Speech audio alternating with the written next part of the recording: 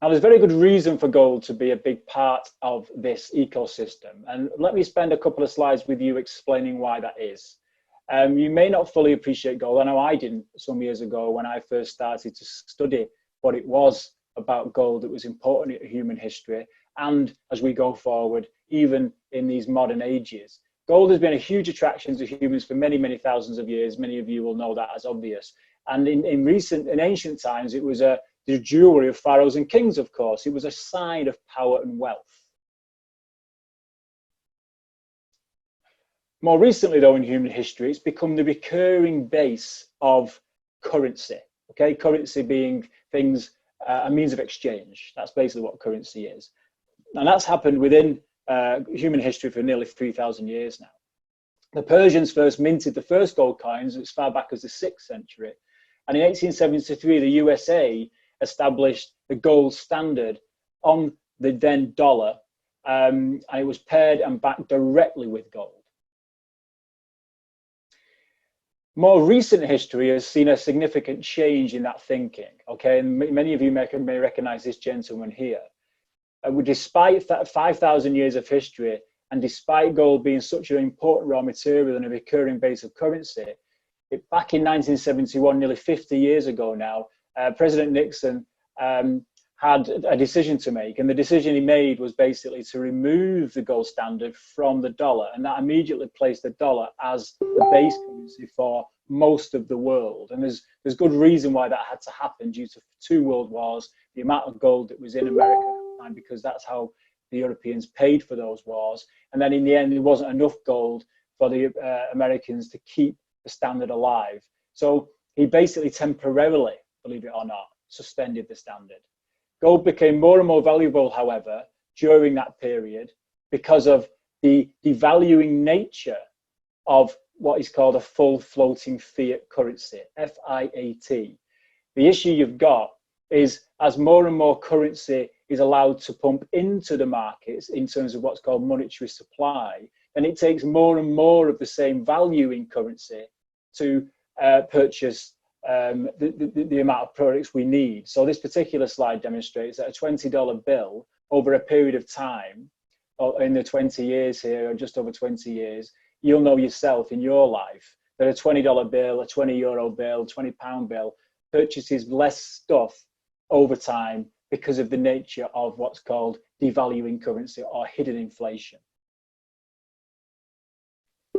This slide is a real great example of that in action, and it really drives home actually the effect of devaluing currency and why many of us find we have more month than money, when many of us find we have to work 2 or 3 jobs, when many of us find we can't get ahead, when many of us find the value of our expected future is not as secure as it should be, because fiat currency doesn't do the 5th important aspect of what currency is supposed to do, what money is supposed to do. The 5th, the crucial aspect, is it's supposed to protect our future purchasing power. Currency does not do that, as you can see here. 1 kilogram of gold back in 1920 would have purchased you a brand new car, as would $645. 1 kilogram of gold in 2020 purchases you a brand new car, but now you'll need $50,000 in order to do the same thing. That's currency falling in value in real terms, whereas gold is gold. A kilogram of gold is a kilogram of gold, and it always will be. It's the fiat value against it that will always reduce, meaning that gold becomes more valuable. Now, you don't need to take my word for this or even Carrotbird's word for this. This is about the experts, and these 2 guys you may recognize, certainly the guy in the middle, Alan Greenspan, former Federal Reserve chair. And he said many, many years ago, in fact, I think before he was part of the Federal Reserve, whoever owns gold always has money, okay? So you've got to differentiate between currency and money. Money has to do 5 important things, okay? The 5th most important thing, it has to preserve your purchasing power. That is exactly what fiat cannot do. It's impossible for fiat to do that. Therefore, money is defined as something that protects you in the future, and that's exactly what gold does. Robert Kiyosaki is also a key advocate of this. If you've not read Rich Dad Poor Dad or the Cash Flow Quadrant, his publications, then please do so. and use that as part of your due diligence as you think about what it is to join a vehicle such as Karatbars, which enables you to create gold in your life.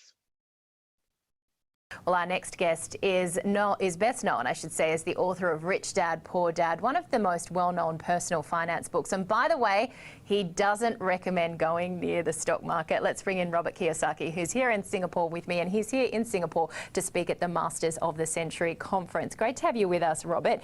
You started getting into finance by melting down your toothpaste and looking at the elements out of that, speaking of minting new millionaires. So tell me, what is your strategy? Because you don't like the stock market. No, I'm saying the stock market's at all-time highs, and I don't doubt they minted half the new millionaires. The question is, will you hang on to that money? Because never in the history of the world has the stock market been this high, floating on debt. And most of the American credit it's on corporate credit right now, and many AAA companies like General Electric are now BBB, one level above junk. So it's floating on all this fake money, as I call it, and that's my concern. So I'm glad people are getting rich, but there's a lot of people, when this market comes down, and it will get wiped out. One of your main strategies, and I guess how you've worked out your wealth as well, is by taking risks, and as they say, fortune favours the brave. But you're also really heavily invested in some of the stalwarts, the likes of gold and the like. So tell somebody, you know, what some of the strategy could be when you look at a lot of different asset classes, because we know that you've kind of got to have your finger in a few pies. Right. I always recommend to invest in what you love. I love real estate. I love gold and silver. I've started a gold mine, a silver mine, taking them public on the Toronto Stock Exchange, and I just love oil. So I'm only investing in what I love. I love being an entrepreneur, and I really never had a job. So I'm just doing what I love. If you love stocks, invest in stocks. If you don't love stocks, invest in something else, you know. But I like gold because gold is God's money. You know, gold and silver have been here since the earth was formed, and it'll be here long after we're all gone. So gold will always be here no matter what the markets are doing. So that's why my foundation is gold, the second layer is real estate, and the third level is intellectual property. I have patents and things like this. That's my wealth. So. It's interesting, Robert, that you say that savers, quote, are losers and nobody gets rich by saving. Discuss. Well, it's what you save. My book, Fake, you know, fake money, fake teachers, and fake assets. In 1971, President Nixon took the dollar off the gold standard. And most people don't know what that means. Well, it means the U.S. government could print as much money as they want. So why would you save money? You know, so it did good, you know, for 781 till 2008, it worked. The market kept going up on all this fake money. But the moment it starts to come down, you get wiped out. But at the same time as the market was going up, interest rates were coming down. So the value of your money was coming down, and the volume of money was going up, and interests were coming down. That's why I say savers are losers. So today, you know, there's 14 or 17 trillion dollars in cash earning negative interest rates. This has never happened before in the history of the world. So why would you keep saving? I just don't understand it. You like real estate, you like gold. You were saying gold, you know, has always been here, it's always going to be here later. What do you think of some of these new assets that are sort of still being created? So in the cryptocurrency space, the like of Bitcoin, Ethereum. I think it's so interesting. You know, I mean, this Bitcoin stuff, they're taking on the Fed. Do you know what I mean? They're taking on one of the most powerful banks ever created. And they're messing into their territory. That's like me taking on McDonald's, you know. They're going to step on me. So I think I'm here in Singapore. I know Singapore is adopting to crypto or what's they call blockchain technology. So I think it's a very exciting time. Personally, I'm a Technosaurus Rex. I can barely use a cell phone. So I'd best stay out of cryptocurrencies. But if you're a young person and you like crypto, it might be your place. Again, everything is just do what, or invest in what you love. I love businesses, I love gold, I love silver, I love real estate. I love using debt as money, because in 1971 the dollar became debt, and I love paying no taxes legally. But you can only do that if you know what you're doing, have good attorneys and good accountants.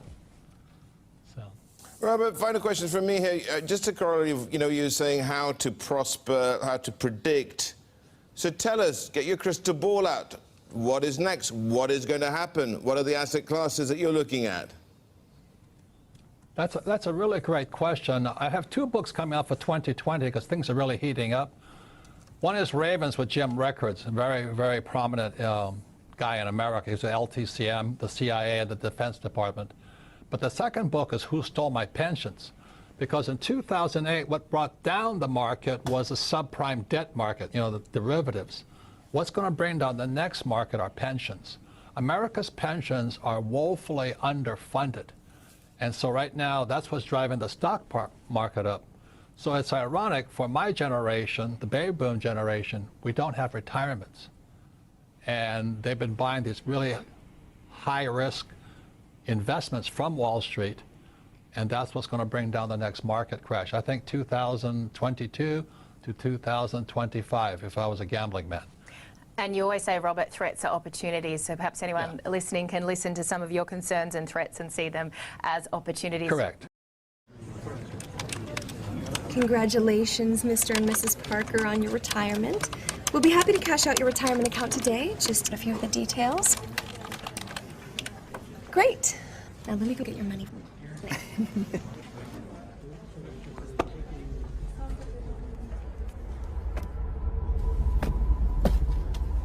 There's a little bit more. Okay, we have 5, 10, 15, 20. That's it. Now don't spend it all in one place.